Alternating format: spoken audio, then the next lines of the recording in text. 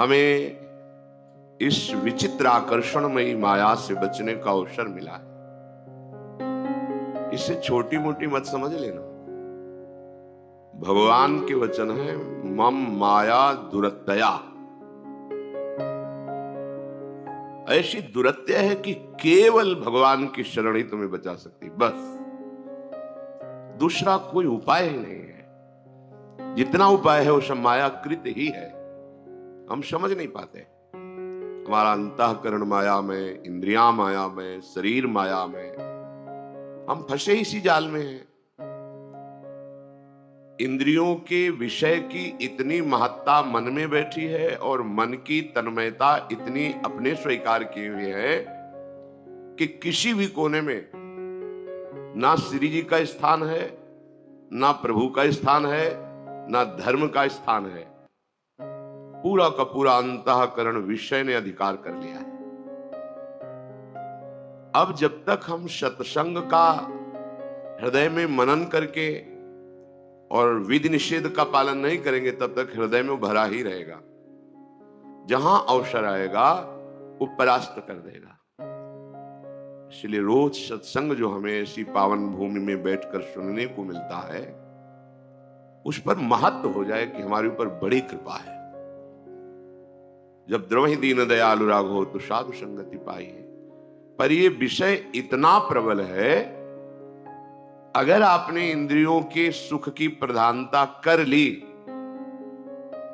तो फिर ऊसर बीज बये फल जथा, वृथा, बेकार हो गया। ऊसर में बीज बोना जैसे बेकार हो गया, ऐसे ही ममता रत सन ज्ञान कहानी, अति लोभी सन विरति बखानी, कामी सम जिमि हरि कथा, ऊसर बीज बये फल जथा। संसार में आसक्त है उसे ज्ञान की बातें सुनाओ, जो अत्यंत लोभी धन में आसक्त है उसे वैराग्य की बातें सुनाओ, जो कामी पुरुष है उसे भगवान की चर्चा, भगवान की रूप माधुरी, लीला माधुरी, धाम नाम सब कह रहे व्यर्थ हो जाता है। ऊसर में जैसे बीज बोना व्यर्थ हो जाता है, ऐसे ही ये सब व्यर्थ हो जाता है। 10 वर्ष का सत्संग और इंद्रिय भोग की प्रीता हृदय में छुपाए रखना, वो 1 मिनट के कुसंग से नष्ट हो जाएगा। इंद्रिय भोग की प्रीता यदि आपने ऑपरेशन करके हृदय से निकाला नहीं, तो ये नसूर है, ऐसा नासूर अंदर ही अंदर ये गंदगी फैलाता रहेगा। सत्संग में कई बार चर्चा प्राय यही होती है, आप मन नहीं है, आप इंद्रिय नहीं है, इंद्रियों के भोग आपके नहीं है। तो जब आप बार बार वही मांगते हैं, वही भोग, तो भगवान छोड़ देते हैं। इस संसार रूपी बगीचे में देख लो, शब्द स्पर्श रूप रसगंध भोग के देख लो।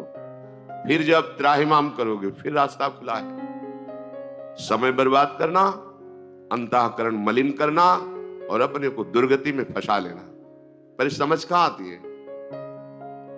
वही विषय भोग दृष्टि में आ रहे हैं, वही नाना प्रकार की वासनाएं हमारे हृदय में कूद रही। सीधा उपाय है वासना नष्ट करने का। नाम जप करो, वाणी जी का गायन करो, भगवत चर्चा सुनो, बार बार सुनो, हृदय में उसका मनन करो। खाली हृदय बिल्कुल मत रखो, श्री जी की सेवा में लगो। देखो कहां तुम्हें कौन परेशान करता है। ये हम अपने जीवन का अनुभव कहते हैं। काम आदि की स्फुरणा होती है, वो भी जब तक भगवत साक्षात्कार नहीं हो जाता। स्फुरणा ऐसे खत्म। अगर वो टिक रहा है तो आप उसको आदर दे रहे हैं, और कोई आश्रय है, कोई दृश्य आश्रय है, कोई व्यक्ति आश्रय है, कोई क्रिया आश्रय है, देख लीजिए। अगर आपने अपने मन के विकार को कोई आश्रय दे रखा है तो कोई नहीं बचा पाएगा। ये शब्द लिख लो, कोई नहीं बचा पाएगा। क्यों? क्योंकि आपने बचने का उपाय नहीं किया ना। आपने तो बचाव पक्ष को ठुकरा दिया और अपने मन पक्ष को स्वीकार कर लिया। तो मेरे स्वामी का ये भी खेल है, खेलो, जाओ, भोगो। ये नरक यंत्रणा, बार बार जन्म मरण, ये दुख, ये भोगो। तुम्हारी राजी है तुम्हें मनुष्य शरीर मिला है, तुम्हें स्वतंत्र कर दिया है, जो चाहो कर्म करो, चाहे परम पद का कर्म करो या नरक का कर्म करो, तुम्हारे लिए स्वतंत्रता दे दी भगवान ने। तो हर उपासक से प्रार्थना है, आप अपने हृदय को देखिए। हृदय में विषय का स्फुरण होना ये कोई खास बात नहीं है, ये बड़ी ऊंचाई तक स्फुरण होता है। आप लोग अभी उस ऊंचाई को नहीं देखा है, स्फुरण ऊंचाई तक होता है। जब तक तत्वबोधात्म साक्षात्कार या भगवत प्राप्ति नहीं हो जाती तब तक स्फुरण होता है। स्फुरण अगर हम उसके चिंतन में लग गए तो संकल्प रूप धारण करता है। अगर संकल्प बन गया तो संबंध और क्रिया हो जाती है। संबंध और क्रिया हुआ तो पूरा अंतःकरण मलिन हो गया। इसे आप समझ नहीं पा रहे। आप मनोरंजन इंद्रियजन्य विलासिता के इस जाल को नहीं देख पा रहे। पक्षी दाना देखता है, जाल नहीं देखता है। ध्रुवदास जी कह रहे, विषय चुगा जिन चुगय मन, चुगत कछुक सुख होए, फिर फांसी ऐसी पड़े तामसम दुख न होए। मान लीजिए आपको केवल विषय सुख दिखाई दे रहा है, लेकिन वो दाना डाला गया है आपके लिए। जाल में फंसोगे, बहेलिया मार देगा तुम्हें। ये काल रूपी बहेलिया विषय रूपी दाना डाल के ममता आसक्ति रूपी ऐसे फंदे में फांस लेता है। बार बार मृत्यु, बार बार जन्म। कैसे समझाएं? आप समझना ही नहीं चाहते तो कैसे समझाएं? बड़े सौभाग्य से मार्ग मिला है ये। ना धाम की निष्ठा, ना गुरु निष्ठा, ना इष्ट निष्ठा, ना भजन निष्ठा।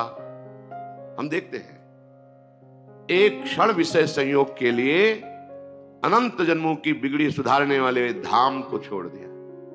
एक क्षण विषय सुख के लिए अनंत करुणामय लाडली जी के चरणों का आश्रय छोड़ दिया। गुरुदेव को छोड़ दिया।